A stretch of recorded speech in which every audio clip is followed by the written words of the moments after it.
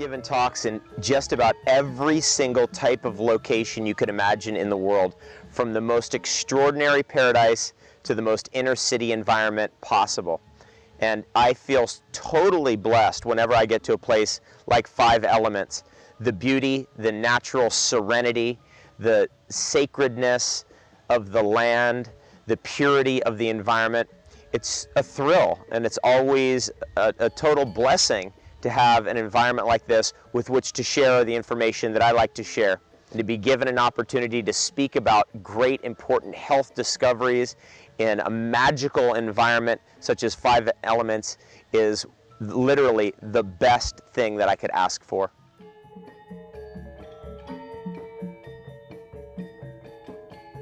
Personally, I think my strengths are in that order.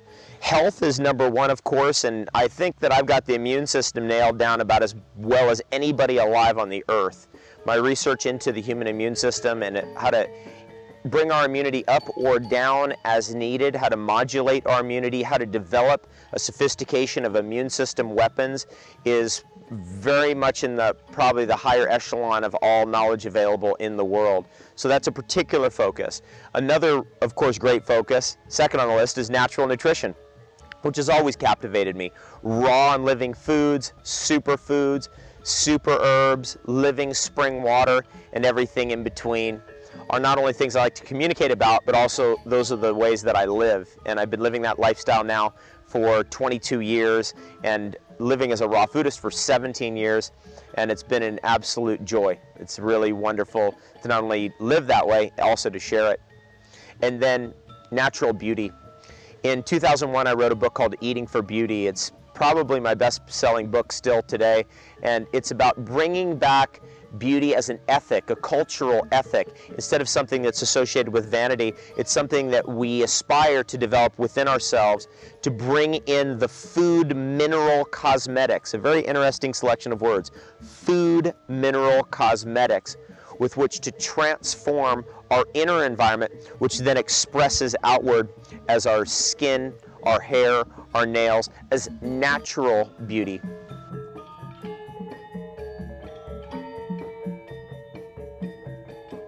Back around the turn of the millennium, I started eating cacao beans, and that's the food that all chocolate is made out of. It's a nut, actually. It's the most widely eaten nut in the world that nobody actually eats. We all eat a processed form of it. And that's how I got introduced to chocolate in its natural state. Before that, I always thought that chocolate was some kind of a junk food or candy, and never really ate chocolate since I was a child. The reintroduction to chocolate eventually led me to collaborate with a very dear friend of mine, Steve Adler, in a project that we call Sacred Chocolate. And we innovated a way of processing the cacao beans raw in a cool temperature environment so that we could get all the magic of the cacao bean out of the cacao without losing anything, and then bring our other ingredients in there to create the most delicious, the most extraordinary, I believe the smoothest, the most enjoyable melt in your mouth flavor experience.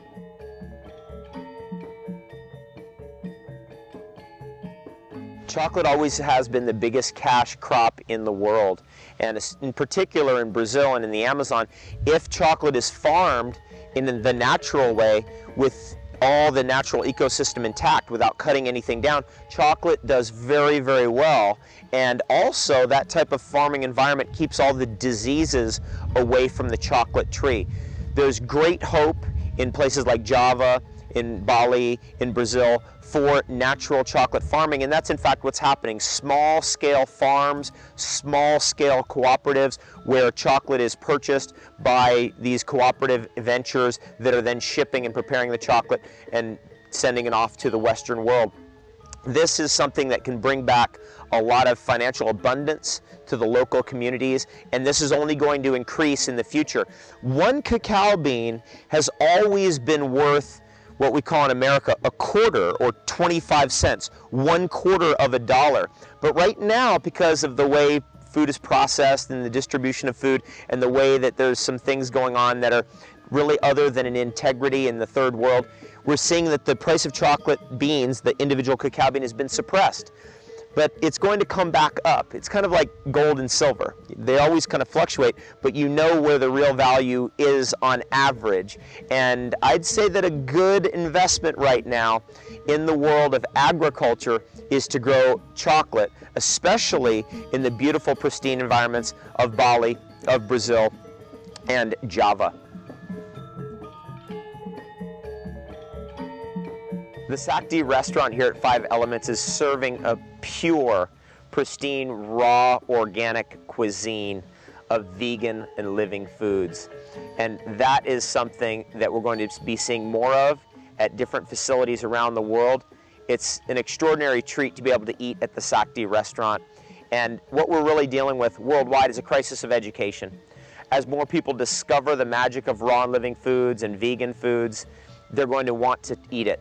And we're developing many different types of raw chef training courses around the world.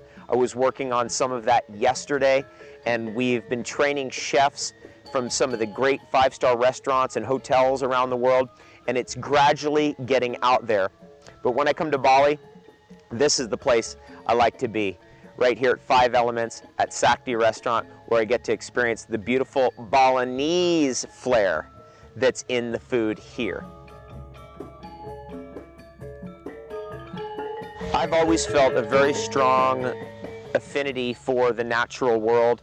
I really feel that untrammeled portions of nature, intact beaches, forests, mountains, are very important for our own spiritual well-being here on Earth. And being an environmentalist means saving that, helping to save that for the next generation and generations following us. This attraction that I've had for the environment is something that I've always imparted in every one of my talks, and I hope that we can build that environmental consciousness in every culture all around the world so that we can preserve our world and the heritage of our world and the natural beauty of our world for the future. And when I connect with an organization such as Five Elements that shares that same aptitude towards environmental responsibility, I'm extremely happy. I'm extremely excited, because this is unfortunately a rare thing in our world, but it's becoming more clear that we're going to have to develop strategies to get that education, that environmental education, out there to the world. So whenever I can team up with an organization like Five Elements that shares that same vision, I know that we can educate new people and bring in great allies and friends into our movement to help make our planet more beautiful for the future.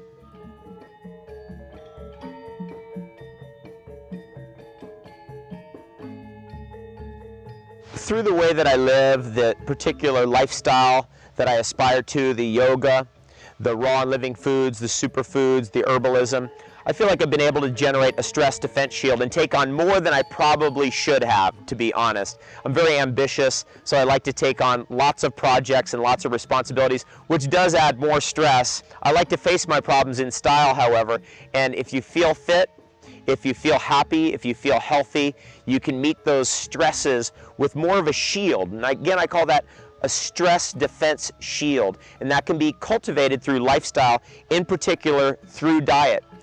If you've been going at a very fast pace as I've been going, you may have gotten a little bit of a hint that there's something out there that can help support you, and I want to let you know that there's lots out there that can help support you. Make sure you get your yoga in, study up on nutrition, and get a little bit of hands-on healing. Get some body work and massage, and everything will be better.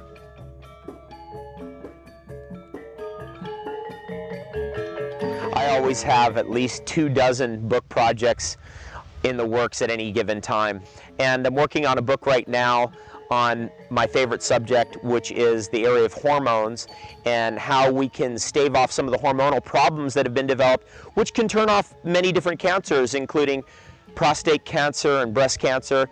Also, I've been working on a book on the mushroom called chaga, the Siberian mushroom chaga, and that's something that's been a very interesting project, and I've learned so much doing that.